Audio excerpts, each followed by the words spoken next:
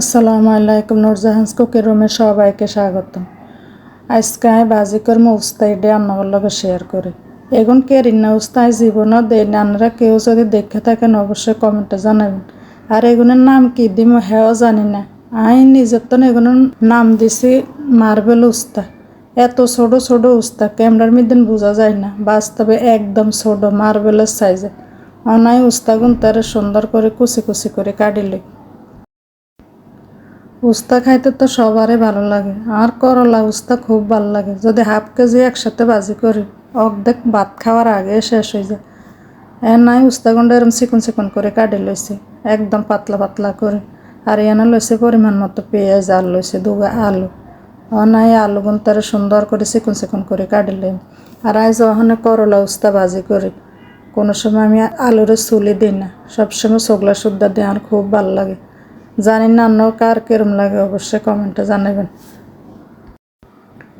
Arena চিকন চিকন করে আলু গুনতারে কাটি লইছি সান একদম পাতলা পাতলা করে অনেক গুনতারে হানি বিদ্যান ভিজাই থই দিম, কারণ আলুর নিজস্ব একটা কষ আছে, কষ গিন বার হয়ে যাক। ইয়ান দিয়ে আই ফেস গুনতারে চুলি ফেস গুনতারেও কাটিলে। আপনারা যারা আমার চ্যানেলটা সাবস্ক্রাইব করেন নাই সাবস্ক্রাইব করবেন, লাইক দেবেন, শেয়ার দেবেন, আমার পাশে থাকবেন। আর আই করলা ভাজির মধ্যে বেশি করে পেঁয়াজ দেওয়ান লাগে। পেঁয়াজ না দিলে করলা খাইতে ভালো লাগে না। অনেকে আছে করলা খুব পছন্দ করে, কিন্তু তিতার ভয় কেউ করলা খায় না। এইভাবে ভাজি করলে তিতা লাগবে না, এই টিপসটা আমি পরে দিব, আপনারা পুরো ভিডিও দেখতে থাকেন।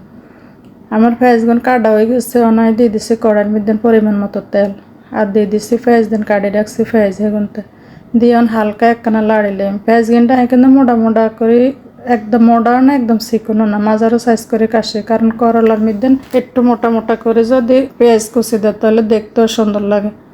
দিয়ে দিছি একটু ভাজি টাজি দিয়ে দিছি পরিমাণ মতন হলুদ, আর দিয়ে দিছি লবণ। বেশি কুচি কুচি করে দিলে পেঁয়াজগুলো লাল হয়ে যায়, আর করলা ওইতে ওইতে পেঁয়াজ দেয় হয়ে যায় না।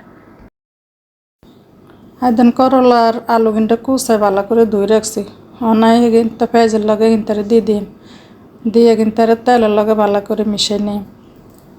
অনেকে আছে করলা খাওয়া খুব পছন্দ করে, তিতার ভয় আপনারা করলা খান না। আজ যেভাবে ভাজি করে এভাবে একবার ভাজি করে খাইছেন। করলা দিয়ে ভালো করে অনেকক্ষণ লাড়ি চাড়ি নিছি। এখন আমি কিন্তু কাঁচামরিচ দিই নি, কাঁচামরিচটা পরে দিব, কাঁচামরিচ আগে দিলে ভালো লাগে না আমার কাছে।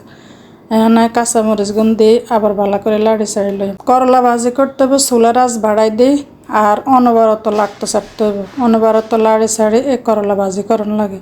তখন করলা তিতাও লাগে না, কোনো কিছু হয় না। যারা কোনোদিন খান নাই এইভাবে একবার রান্না করে খাই চাই আমার কমেন্টে অবশ্যই জানাবেন।